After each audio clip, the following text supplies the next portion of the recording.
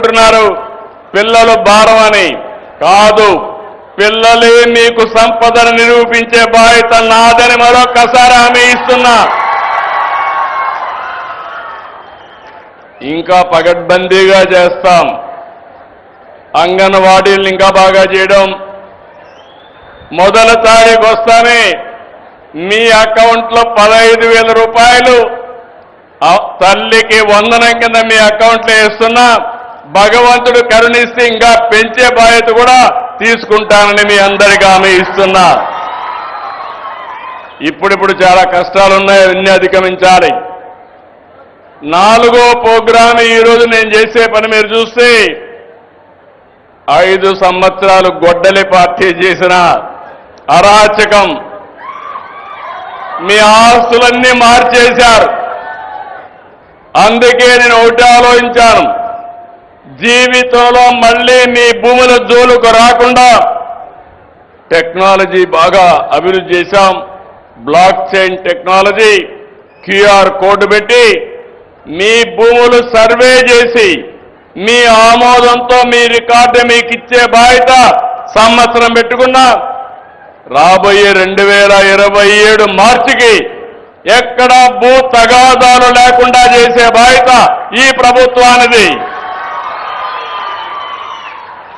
ఈ 4 తీసుకొని నేను అనుకుంటే లాభం లేదు. నేను హైదరాబాద్ అమరావతిలో పడుకుంటే పనులు కావు. అందుకే స్వచ్ఛాంధ్ర స్వర్ణాంధ్ర ఒక ఉద్యమంలా చేస్తున్నాం. 17సారి నేను వచ్చాను. ఫలితాలు కనిపిస్తున్నాయి, మార్పు కనిపిస్తుంది. స్వచ్ఛత వైపు సగర్వంగా అడుగులు వేస్తున్నాం. నేను స్వచ్ఛాంధ్ర అంటే రోడ్డు మీద కాగితాలు లేకుండా ఉండడం, ఇంట్లో చెత్త లేకుండా ఉండడం మీరు అనుకుంటున్నారు. కాదు, మనలో కూడా మార్పు రావాలి. స్వచ్ఛమైన ఆలోచనలు చేయాలి. అదే సమయంలో మనందరం కూడా ఎక్కడికక్కడ మనం తినే తిండి దగ్గర నుంచి మన ఆరోగ్యం దగ్గర నుంచి జాగ్రత్తలు తీసుకోవాలి. తర్వాత ఇల్లు, పరిసరాలు, ఆఫీసు ఇవన్నీ కూడా చేయాల్సిన అవసరం ఉంది. అందుకే నేను మిమ్మల్ని అందరినీ కోరుతున్నా, అలవాట్లు మారాలి. తద్వారా సమాజం మారుతుంది. సమాజం మారితే స్వచ్ఛాంధ్ర సాకారం అవుతుంది. నేను 2047కి స్వర్ణాంధ్ర లక్ష్యంగా పనిచేస్తున్నాను. మీరందరూ గుర్తుపెట్టుకోవాలి, ఈరోజు మన తలసరి ఆదాయం 3 లక్షల రూపాయలు ఆవరేజ్న. ఇది 54 లక్షల రూపాయలు చేయాలని రాబోయే 22 సంవత్సరాల్లో 54 లక్షలు చేయాలనే దిశగా ముందుకు పోతున్నాం. ఇక్కడ ఇంకోటి పెట్టాను.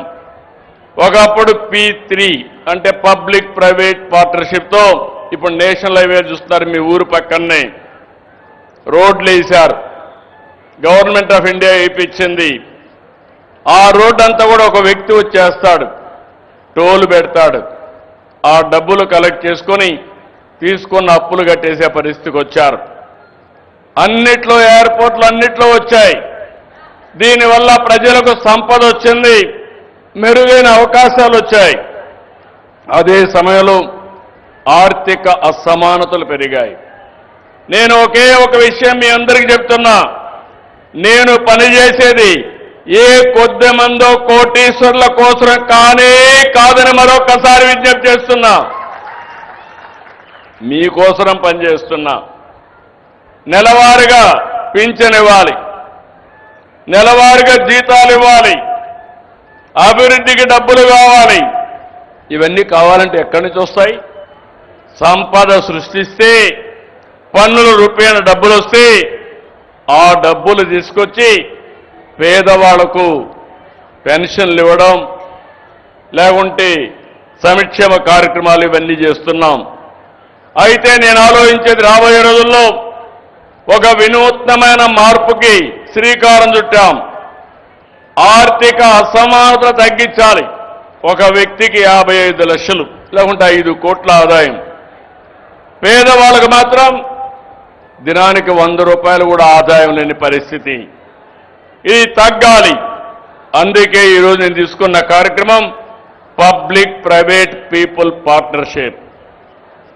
పైనుండే వ్యక్తులు కింద నుండే వ్యక్తుల్ని ఎక్కడికక్కడ దత్తత తీసుకోవడం, వాళ్ళని పైకి తీసుకొచ్చే బాధ్యత. దానికే నేను పేరు కూడా పెట్టాను, ఎంబీకే, మార్గదర్శి బంగారు కుటుంబం. పైనుండే 10%, కింద నుండే 20%కి అనునిత్యం అందుబాటులో ఉండి వాళ్ళని పైకి తీసుకొస్తే అది నిజమైన అభివృద్ధి అవుతుంది. ఈరోజు మనం సంపద సృష్టించడం జరుగుతుంది.